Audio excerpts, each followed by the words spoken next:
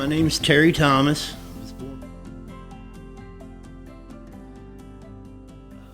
I moved to Kentucky, Williamsburg, in 1991. I think I was 12, to take care of my grandparents. I lived with them because me and my mother just didn't get along. I had a pretty rough childhood, a lot of stepdads, a lot of things, just issues. And Mom was going to send me to a children's home because I was unruly and wouldn't listen. And she was going to sign me off till I was 18, and my grandpa said no. And I stayed on the farm, and he taught me respect and dignity and work ethics. And he treated me like nobody else had ever before, with respect. And I'd never been that way before. So anyways, I grew up, in Williamsburg and graduated high school at Cornerstone Christian Academy. I got kicked out of Whitley County because unruly child. I was pretty mean when I was younger, but we went through a lot. So there at Cornerstone, I began to progress in my life to the point I am now, the person I am now. I met some really good people, and they also treated me with respect and love and dignity. I'd never had that before. So they took all the bad out of me and put the good there and instilled some good things, and my grandparents did. When my grandfather died, I went to Ohio, got married, had a few kids. Well, I went in the Army for a little while, then got out. Grandpa died, went to Ohio. Anyways, I got tired of the city life, but I still worked up there for a long time. And my mother lived here in Scott County. That's how I ended up in Scott County to begin with. She lived right around the corner here at Fairview, Straight Fork area. And she got cancer, and me and her, she ended up moving up here after I did years later. We had finally bonded years later. She apologized for all the things that happened, and she became my best friend, and I had 5 years left with her after that. It was really odd. I lost my best friend that I hated most of my life, so it was a real weird thing. But that's how I ended up here, and we moved back to Cincinnati again, and then I said, I'm done with the city life. I didn't like the stacked living and all the hustle. I didn't mind the work, but coming home, I didn't like it. So we moved back down here, and I ended up buying a place over in Winfield, which I had for years. So while I was at Winfield and moved home, Mom had passed on. I had my little home. I went through a divorce, got remarried. My sister has some serious mental problems, which is actually how I learned about this place. When she had got on drugs and a lot of things had happened. She had got in trouble with child services and was on the run, came to Ohio, got in trouble there. Kids were out of school.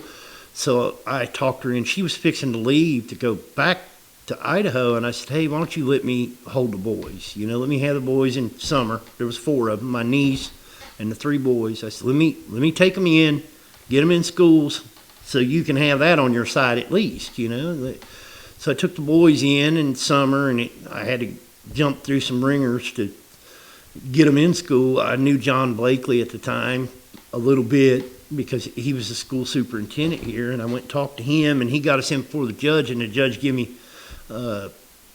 emergency power of attorney or custody, and I got the kids all in school.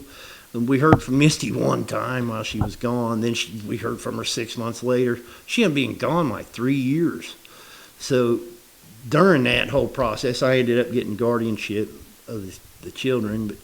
But when she came back from Idaho, she stayed here for a little while, okay? So she was here for a few months, and they helped her get some mental help or whatever it was. It took her a while to get to where we get along now, and the boys see her once every 2 weeks.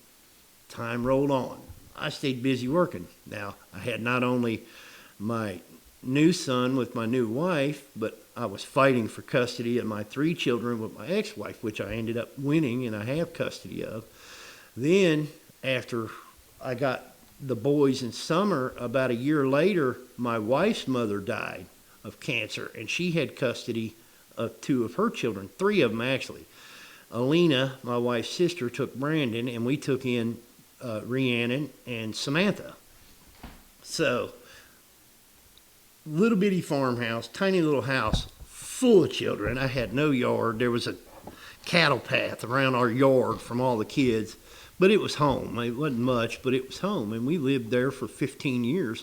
But time rolled on, And I never heard anything from the mortgage companies or anything. And I thought, well, I knew that they got sued and they went out of business. And a lot of times they just left the people to their place. And I had the place almost paid off when they tried to put me in foreclosure. They were trying some legal stuff. So the sheriff pulls in, and this is June, and I'd been waiting for months, man. Bills were piling up. We'd been without electric, been without water. We were cooking on a wood stove. Things were getting really tough. And he pulls in and says, Mr. Thomas. I was like, yeah. He said, I got some paperwork to serve you. And I said, well, okay. He brings it up, and it was an eviction notice. And I said, what do you mean an eviction notice from my own place? So I start reading the papers, and my house had sold the year prior at a tax auction. Here, we're in the middle of a pandemic. I got 7 children and a wife, got kicked out of my job. We'd been without electric, starving, hungry, and here I get an eviction notice, and I go to court, and as far as I know, they weren't even supposed to be able to evict anybody at the time. So I lived in a motel for a few weeks with the kids, just doing what we could to get by, trying to figure out. Nothing was for rent, nowhere in this area. Could not find anything. My stepdad said, remember they helped Misty down there at the homeless shelter? I said, well, I just don't know if that's a place to bring kids. I just don't know how safe it was. And I had always been the provider for my family. It'd been so hard to lose everything I ever knew and all my security. Everything was gone. We had nothing. So we were down to nothing, no money. My wife was working. I'd lost my job. She was working in Oneida, but it was nickels and dimes. And Kevin talked to Roger and Ray, and they opened up. They said, hey, we'll get it ready, Well, I come up, and I was supposed to be here one day, and I just couldn't do it. I couldn't ask for help. I never asked for help. I always did everything myself. And I turned around and left. Was gone all weekend. We stayed in the motel. Finally, Monday, I broke down. I said, I'm going to have to, whether we like it or not, we're going to have to accept the help. And I didn't know what to expect. And I didn't know what future I had, but I humbled myself, which was a hard thing to do when you're a strong man that's took care of so many and so many people have depended on you. The hardest thing to do was to humble myself to come here. I came here, met Roger, and he was great. I hadn't met Ray yet, but they were wonderful people. And they brought us into the biggest place they had. They moved it, had it set up, had beds everywhere. And I mean, just everything we could ever ask for, and treated us like we were people, And here, these men took us in, and they gave us a home. It was nicer than I expected. I didn't know what to walk into. I figured it'd be kind of like military, like when I was in the military, a bunch of barracks stuck in with strangers, and drug addicts, and so on and so forth. And I had the wrong opinion of who all was here, or what kind of people were here. I really did. It was more of a one-sided thing, and when I got here, it opened my eyes. The Lord does things for a reason, So it opened my eyes to a whole new world, and it humbled me.